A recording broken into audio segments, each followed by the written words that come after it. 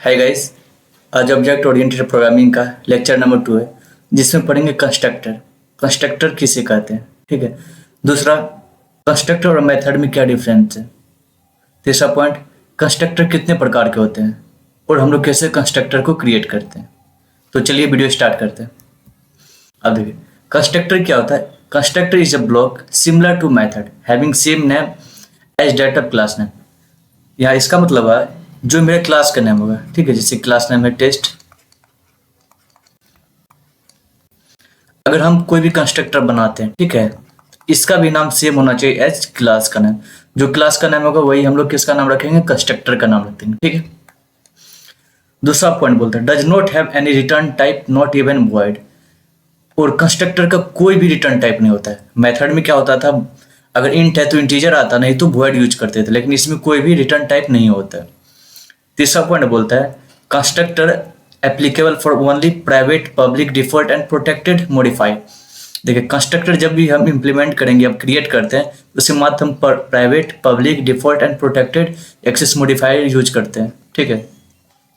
तीसरा पॉइंट बोलता है it executes automatically when we create an object. देखिए, पब्लिक स्टैटिक वॉइड मेन, ये मेन फंक्शन लिखते हैं ताकि कॉल ऑफ फंक्शन, ठीक है। आप देखिए, जैसे हम ऑब्जेक्ट क्रिएट करते हैं,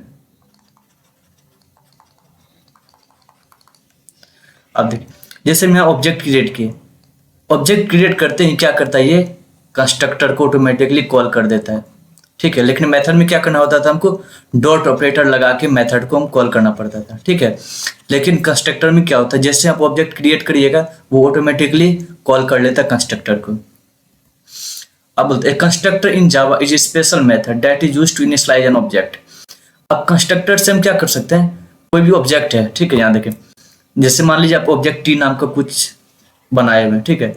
आप इसको आप इनिशियलाइज कर सकते हैं, इसमें वैल्यू आप दे सकते हैं, वैल्यू चेंज कर सकते हैं, लेकिन आप कंस्ट्रक्टर यूज करके ऑब्जेक्ट क्रिएट नहीं कर सकते हैं। वही लिखा हुआ है constructor in Java is a special method that is used to initialize an object.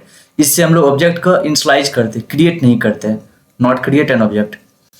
But every time an object is created using the new keyword, at least one constructor is called.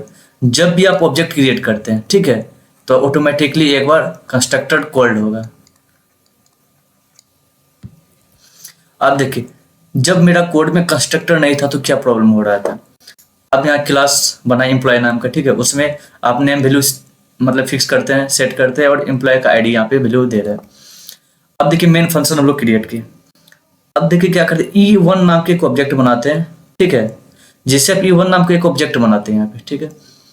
अब ये E1 ये बताता है कि हम लोग के पास employ 1 जो है, इसमें क्या होगा, एम्प्लॉयमेंट का एम्प्लॉय का नाम होगा, उसका आईडी होगा। तो देखिए यहाँ पे आप इनिशियलाइज नहीं किए कोई वैल्यू, तो क्या बाय डिफॉल्ट स्ट्रिंग का जो बाय डिफॉल्ट वैल्यू था नल होता है और इंटीजर का 0 होता है। जब आप E1 क्रिएट करते हैं तो आपको ये वैल्यू दिखा रहा है, ठीक है। इसी तरह अगर मान लीजिए E2 करते हैं तो यहाँ पर फिर E2 दिखाता है, और इनिशियलाइज में वही होता है, इसका नाम में क्या हो जाता है, नल, क्योंकि आप इनिशियलाइज तो किए नहीं है, फिर इंट में हो जाता है 0। अब देखिए इसमें क्या होता है कि जितना बार आप क्रिएट करिएगा ऑब्जेक्ट, सबका नाम सेम कर रहा है, जो कि सही नहीं है। अब दूसरा तरह से हम क्या कर सकते हैं, ऑब्जेक्ट क्रिएट करके उसको इनिशियलाइज कर दिए। जैसे E2 यहाँ पे बनाते हैं ऑब्जेक्ट, उसमें नाम वैल्यू हम दे दिए, जैसे राम दे दिए, एम्प्लॉय आईडी में 101 दे दी। तो यहाँ पे मान लीजिए E2 बनाते हैं जिसमें राम आ जाएगा और उसका एम्प्लॉय आईडी आ जाएगा, ठीक है। अब होता है क्या, मान लीजिए आपके पास अगर 100 को एम्प्लॉय आईडी का नंबर या नाम उसका फिक्स करना था या सेव करना होता, तो आपको 2 से मल्टीप्लाई करना पड़ता। देखिए 2 बार इसको इनिशियलाइज करना पड़ता, तो 200 कोड का लाइन आपको लिखना पड़ता। ये क्या हो जाता है, बहुत लंबा आपका कोड हो जाता है, इसका कम्प्लेक्सिटी हाई हो जाता है। तो इसी को हटाने के लिए हम लोग क्या करते हैं, कंस्ट्रक्टर को क्रिएट करते हैं। अब कंस्ट्रक्टर क्रिएट करने से क्या होता है, ये है विदाउट कंस्ट्रक्टर, यहाँ दिया हुआ। अब जब कंस्ट्रक्टर हम लोग यूज करते हैं, ठीक है, यहाँ देखिए क्लास का नाम एम्प्लॉय, एम्प्लॉय नाम का हम कंस्ट्रक्टर क्रिएट कर दिए, ठीक है। आप देखिए इसमें क्या क्या पैरामीटर दे दिए कि कंस्ट्रक्टर में जो हम वैल्यू देंगे, यहाँ पे नेम और यहाँ एम्प्लॉय आईडी दिए, ठीक है। अब ये जो नेम है, आप यहाँ पर जो नाम दीजिएगा ना, ये नाम उठ के कहाँ चल जाएगा, इसमें आपका ये वेरिएबल, इसमें जाके वैल्यू फिक्स हो जाएगा, सेव हो जाएगा, और एम्प्लॉय आईडी का वैल्यू इसमें जाके फिक्स हो जाएगा। अब देखिए एम्प्लॉय E1 के एक ऑब्जेक्ट क्रिएट किया, इसी को इनिशियलाइज कर दिए राम और 101। तो यहाँ पे जब E1 बनाइएगा, इसमें राम आएगा और इसका आईडी नंबर आ गया। फिर मान लीजिए आप 2 करते, E2 करते और इसमें दे देते ABC 102, तो यहाँ पे आता है फिर E2 क्रिएट होता है और इसमें आता है ABC और 102 हो जाता है। अब देख इसमें क्या हो रहा है कि आप एक लाइन कोड में लिख के उसको इनिशियलाइज भी कर देते हैं और वैल्यू फिक्स भी सेव भी कर देते हैं इसमें। तो इसमें क्या होता है, कोड का लाइन घट जाता है और देखने में भी अच्छा लगता है। अब देखिए दिस कीबोर्ड के बारे में नेक्स्ट वीडियो में पढ़ने वाले हैं, दिस कीबोर्ड क्या होता है, ठीक है, सुपर कीबोर्ड क्या होता है। अब देखिए टोटल 3 प्रकार का कंस्ट्रक्टर होता है। एक होता है डिफॉल्ट कंस्ट्रक्टर, एक होता है नो आर्ग्यूमेंट कंस्ट्रक्टर और एक होता है पैरामीटराइज्ड कंस्ट्रक्टर। देखिए डिफॉल्ट कंस्ट्रक्टर क्या होता है, जिसको कंपाइलर ऑटोमेटिकली क्रिएट करता है। जब आप कोई भी कंस्ट्रक्टर क्रिएट नहीं करिएगा तो कंपाइलर ऑटोमेटिकली एक कंस्ट्रक्टर क्रिएट कर देता है। अगर आप एक भी कंस्ट्रक्टर क्रिएट कर देते हैं कोड में तो बाय डिफॉल्ट कंस्ट्रक्टर क्रिएट नहीं होता है। अब देखिए मान लीजिए कंपाइलर क्रिएट कर दिया टेस्ट नाम का एक कंस्ट्रक्टर है, वही लिखा हुआ। अब देखिए एक है नो आर्गुमेंट कंस्ट्रक्टर जो यूजर डिफाइन करता है। देखिए हम टेस्ट नाम का कंस्ट्रक्टर बनाते हैं, इसमें कोई भी वैल्यू नहीं दे रहे, ठीक है, इसमें कोई भी आर्गुमेंट नहीं है, लेकिन इसको यूजर डिफाइन बोला जाता है क्योंकि इसको हम क्रिएट किए हुए हैं, ठीक है। अब इसको जैसे हम ऑब्जेक्ट क्रिएट करेंगे तो कंस्ट्रक्टर ऑटोमेटिकली कॉल हो जाएगा।